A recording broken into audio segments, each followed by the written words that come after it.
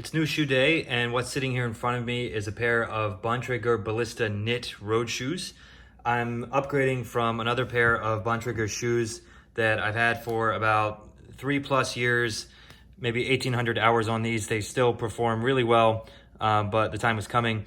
I really like these because even though they were probably originally designed for like the hipster steel bike segment of the market with the faux leather and the laces, I found them really adjustable, super comfortable. They're actually on the light side, and because they had this flap over the top, it kept the laces tucked away, and so they were really sleek. But they discontinued these, so this is what I have now. The attraction on these is that they're also pretty sleek looking because the only fastener they have on the entire shoe is this single boa dial here in the back.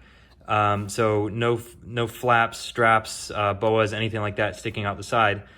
They come with a full carbon sole that I found to be really stiff. I couldn't bend it with my hands, and once I took them out for a test ride, I never felt it flexing under my feet either. So that was a good thing. When I first tried them on in the house, I thought that the tongue might have been a little bit on the long side, and I was worried that that was gonna rub on my ankle, on the front of my ankle. The first ride I did about an hour and a half, and I never felt any rubbing there.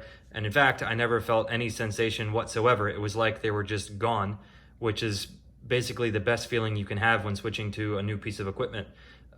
They felt super comfortable, but very stiff at the same time. So it's cushiony under your foot, but you feel like when you push down that there's no extra motion or flex or anything like that. It's just all the power going through the pedal, which is very, very good.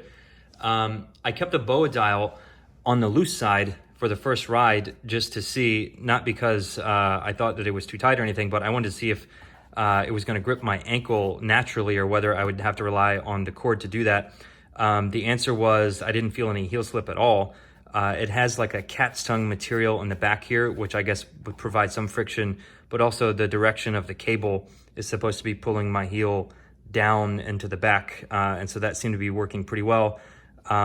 I thought that maybe with only one boa dial for someone that wanted a lot of force on the top of their foot, that might be an issue, but it doesn't seem to be a thing here. I put these on the scale. These are size 11.5 US, 44.5 European. These came in at 260 grams. A half size up was 266 grams. So if you want to scale that out and see what they would be for another size, you can probably start from there. Being a knit shoe and white, I'm of course a little bit concerned that maybe these are going to get dirty over time. And one of the added bonuses of these shoes is that Bontrager provides them with a waterproof, windproof, special made set of shoe covers that once they're on the shoe, they're perfectly tight. They look like something that people will be wearing for a time trial for aerodynamics. And then they cut this little hole in the back so the boa dial can stick out, so that even when you have them under shoe covers, you could still adjust the tension. So that's a great bonus. I'll definitely be using these if the weather gets wet on me, but hopefully otherwise I'll keep them clean. I did put a little bit of water on them just to see how the material was. Was it going to soak up sweat and rain and get really heavy like almost every other shoe does, or was it going to repel it?